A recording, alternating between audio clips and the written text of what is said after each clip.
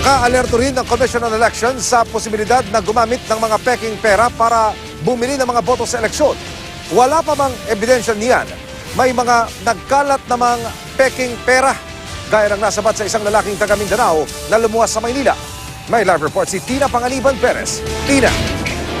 Hindi sa lalaki na hulingan ng peking pera ng Pasay Police kahapon. Pwede ng lalaking tumagi magbigay ng pangalan, galing po siya sa Mindanao at lumuwas dito sa Metro Manila para maghanap ng trabaho. Nang dumating siya sa pagdalan sa Maynila, may nagalok daw sa kanyang mag-asawa na doon matulog sa kanilang pampasayarong jeep at dodoblehin ang kanyang 15,000 pesos. Nakitulog siya sa jeep ng dalawa at kinaumagahan, inabot sa kanya ang 48,500 pesos. Nag-ikot siya para maghanap ng trabaho at kinahapunan ay bumalik sa pwesto ng mag-asawa sa Taft Avenue pero wala na raw sila. Nagdesisyon siyang bumili na lang ng ticket pabalik ng Mindanao at isinubok ibayad ang nakuha pera. Dito na lamang peke ito.